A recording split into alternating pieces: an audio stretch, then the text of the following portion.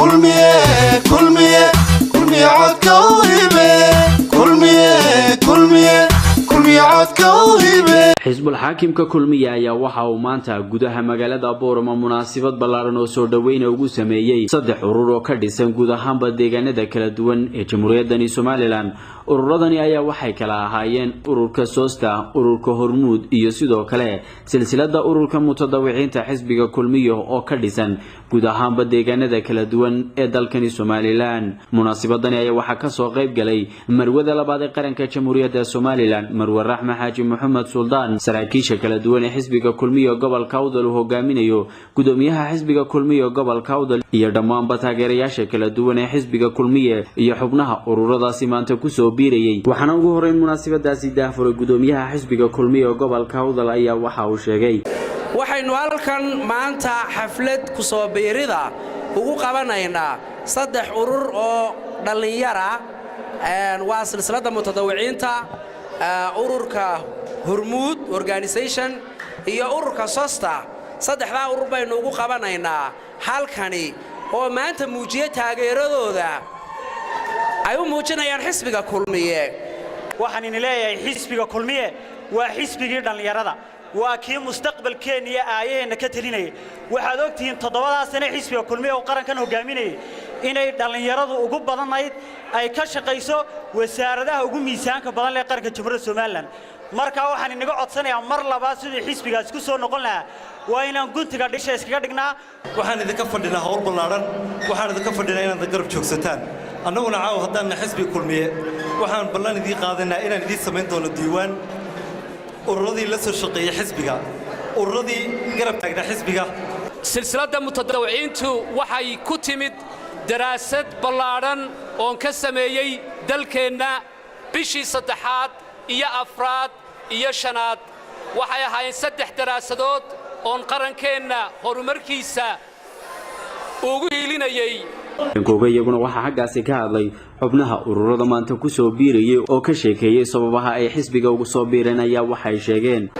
waxaanu garanay codkayga inaan siino oo dalka markan u garanay Muuse Bixi Cabdi iyo Cabdiraxmaan Maxamed Islaan Siilay inaan siino waxaan idin leeyahay nabadgelyada aynu ilaalino xisbigeena waa xisbi xaakinkii waa layna tuumayaa waxa laynagu tuumayaa sidaynu sharciga u ilaalino sidaynu u qiimayno qawaaniinta iyo xeerka ay soo dejiyaan komishanka qaranku nabadgelyada aynu ilaalino maalinta aynu codaynta leenahay ee aynu fagaarayaasha iskugu imarayno waxaynu ballan dhamaanteen inaynu nabadgelyada ka shaqeyno waxaanu anagu daraasaynay hannaanka leadership ee qaranka Jamhuuriyadda Somaliland hannaanka leadership waxaanu ka aragnay oo nu ka dhaxgaranay oo muraayadaas si fiican ugu aragnay waa xisbiga kulmiye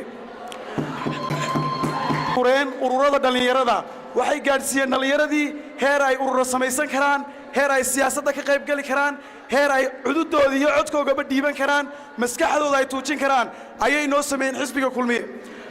waxaan kaloon anu aad ugu mahad celinayaa xisbiga kulmiye garabyada xisbiyada sida ay noo soo dhaweeyeen ayna fikirkayaga noogu raaceen annaguna aan jecelnahay inaan inta iyo in ka badanba u sii horumarino annagoonan ololahayaga joojinaynin meel kasta oo aqoon ka fidino ama horumarka kale ururka ka fidino maxaa ay horumar gaarsiin kara ayaa waxaan isku raacnay inaan codkayaga iyo cududeeda la garab istaagno xisbi xaakimka kulmiye ururka Hormuud organization ma aha maanta ku soo biiray bishali branch Boorama waxaan idin ka cadeynaya hadaan nahay ururka Hormuud organization inaan heliyo hooba la garab taaganahay xisbiga xaakimka kulmiye kaasoo ah xisbiga isbedelka xisbi jacayl dhalinyaradiisa ugu dambeyntiina waxa munaasabadaasi soo gabagabaysay Marwe Raxma Xaaji Maxamed Suldaan oo u mahad celisay oo xisbiga ku soo dhaweysay dhammaanba saddexdaasi urur ee maanta ku soo biiray ayaa waxay sheegtay waxaan halkan aad iyo aad ugu soo dhaweynayaa ururadan ku soo biiray xisbiga kulmiye caawa aad iyo aad baan u soo dhaweynayaa saddexdan urur waxa aad iyo aad noogu dheeraa khaasatan silsiladu intii aanu hawsheedan u wadnay dal iyo dibadba waa la nagala soo hadlay waan idin soo dhaweynayaa aad iyo aad baad u mahadsantihiin guusha kulmiye ayaanu rajaynayaa waynu guulaysan doonaa insha Allah biillaahi kariim dhalinyarada aad baan u gubaabinayaa aad iyo aad baan idin hambalyaynayaa soo dhowaada mar labaad iyo mar saddexaadba وعبد الله داهر وعس TV عالمي صاب مقالة بورما